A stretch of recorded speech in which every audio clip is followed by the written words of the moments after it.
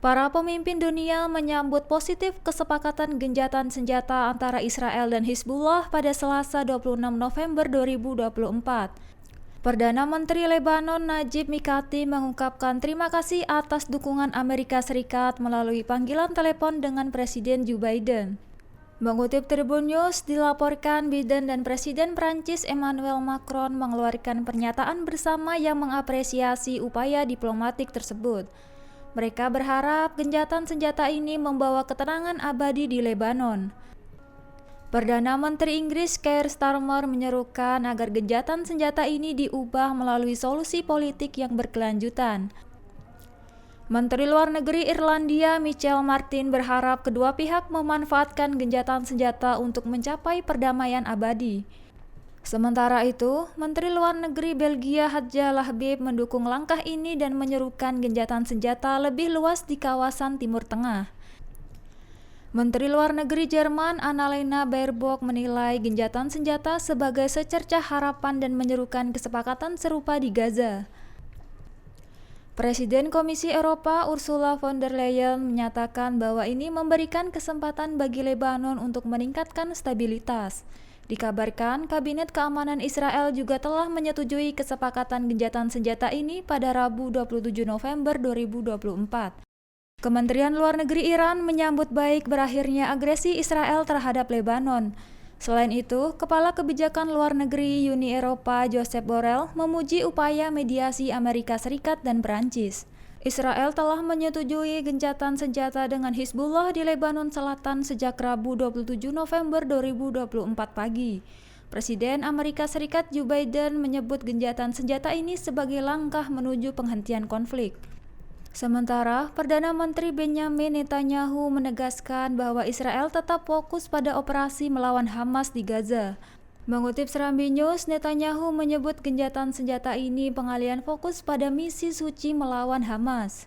Dikabarkan, Israel berkomitmen membebaskan sandera sebagai bagian dari misi suci yang ditekankan Netanyahu. Hingga kini, Hamas masih menjadi ancaman besar Israel dengan sandera yang belum dibebaskan. Dilaporkan, pasukan Hizbullah akan mundur ke utara Sungai Litani diikuti penarikan tentara Israel. Tentara Lebanon mengambil alih wilayah di selatan Sungai Litani dengan bantuan penjaga perdamaian PBB. Kesepakatan tersebut membuka jalan bagi pengembalian warga sipil yang mengungsi akibat konflik. Selain itu, Israel tetap berhak menyerang jika menemukan pelanggaran atau ancaman dari Hizbullah. Sementara itu, Netanyahu menegaskan gencatan senjata ini tidak mengurangi tekad Israel menghadapi Hamas. Belum sehari setelah gencatan senjata antara Israel dan Hizbullah Lebanon diumumkan, militer Israel dilaporkan menembaki warga Lebanon yang kembali ke wilayahnya.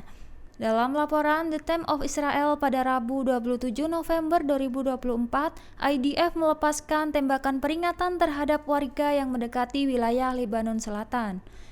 Menteri Pertahanan Israel Katz memerintahkan tindakan tegas untuk mencegah dugaan anggota Hizbullah kembali ke wilayah itu. Mengutip Tribun News, dilaporkan beberapa warga sipil terkena tembakan di daerah Mais al-Jabal. Sementara militer Israel menyatakan bahwa upaya itu dilakukan untuk menegakkan kesepakatan gencatan senjata yang baru saja disepakati.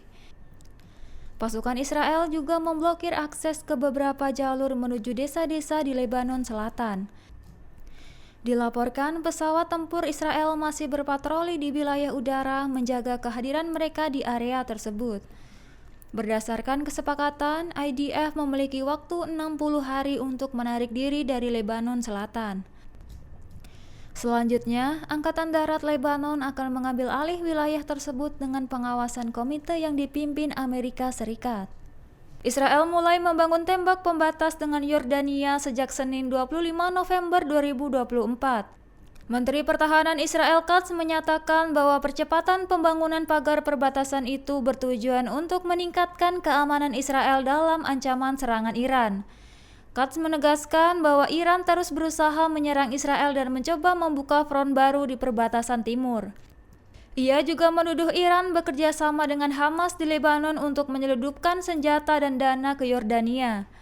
Pembangunan tembok ini dianggap penting untuk mencegah penyeludupan yang melibatkan berbagai aspek. Dilaporkan, pagar pembatas akan dibangun sepanjang 335 km. Sementara Israel juga menyatakan bahwa penyergapan terhadap tentara dan warga pemukim mereka sering terjadi di perbatasan Yordania. Ketegangan yang meningkat membuat hubungan antara Israel dan Yordania semakin panas. Keputusan itu menjadi bagian dari langkah Israel untuk memperkuat pertahanan nasional di kawasan tersebut. Mantan Kepala Intelijen Militer Israel Tamir Haiman mengklaim bahwa Israel gagal mencapai target di Lebanon. Ia mengungkapkan bahwa agresi militer terhadap Lebanon tidak berhasil memulangkan para pemukim ke wilayah Palestina. Haiman menyoroti ketangguhan pejuang Hizbullah yang berhasil menggagalkan strategi Israel di medan perang. Menurutnya, pasukan Israel menghadapi tantangan besar termasuk menipisnya cadangan amunisi dan masalah kesiapan tentara cadangan. Dikabarkan, perjanjian gencatan senjata dengan Lebanon disebut oleh beberapa warga Israel sebagai bentuk penyerahan diri. Di sisi lain, kritik juga muncul dari pemimpin oposisi bahwa gencatan senjata ini merugikan keamanan jangka panjang Israel. Dampak konflik berkepanjangan ini memberikan tekanan berat pada tentara Israel. Mengutip Tribun News pada 21 November 2024, dilaporkan banyak tentara cadangan harus menjalani tugas panjang, hingga menimbulkan kelelahan militer Israel dalam perang melawan Hizbullah. Selain itu, warga Israel menyatakan ketidakpuasan terhadap hasil perang dengan 99% publik menilai Israel gagal mencapai kemenangan. Sementara, media Israel juga melaporkan kembalinya warga Lebanon ke perbatasan meskipun ada ancaman dari Israel. Hal itu memperkuat strategi militer Israel gagal dalam mencapai target di Lebanon.